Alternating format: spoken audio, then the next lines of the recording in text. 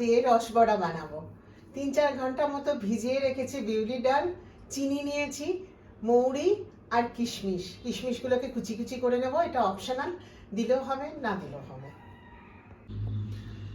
ভেজানো বিউলির ডালটাকে জল ঝারিয়ে নিলাম, এবার গ্রাইন্ডারে নিয়ে গ্রাইন্ড করে নেব। সঙ্গে দেব অল্প একটু লবণ আর গোটা মৌরি আর 1 স্লাইস কেটে রাখা আদা, সবকটা একসাথে গ্রাইন্ড করে নিই। বলতে ভুলে গেছি, এই যে কিশমিশগুলো রয়েছে এগুলো একসাথে দিয়ে গ্রাইন্ড করে নেব। বিউলির ডালটাকে গ্রাইন্ড করে নিয়েছি। গ্যাস অন করে তেল ঢেলে দিলাম। তেলটা হালকা গরম হয়ে যেতেই আমি গ্রাইন্ড করে রাখা বিউলির ডালটাকে অল্প অল্প করে এইভাবে বড়ার আকারে ভেজে নিই। গ্যাসটা সিমে রাখবো, নাহলে পুড়ে যেতে পারে, ভেতরটা কাঁচা থাকতে পারে। অল্প অল্প করে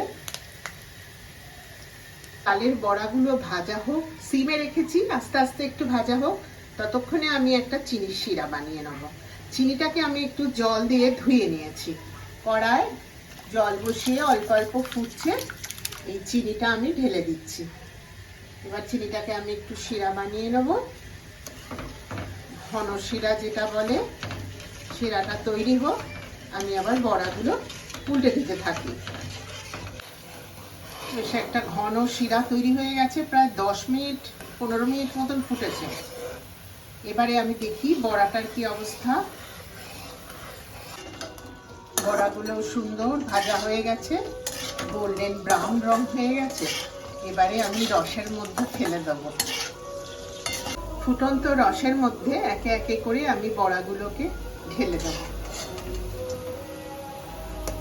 মিনিট 3-4 ফুটতে দেবো, যাতে চিনির রসটা বড়ার মধ্যে চলে যায়।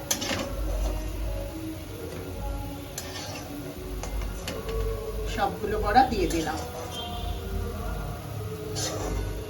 3-4 মিনিট অপেক্ষা করব। 5 মিনিটের বেশি সময় ধরে ফুটিয়েছি রসের মধ্যে রস বড়াগুলোকে।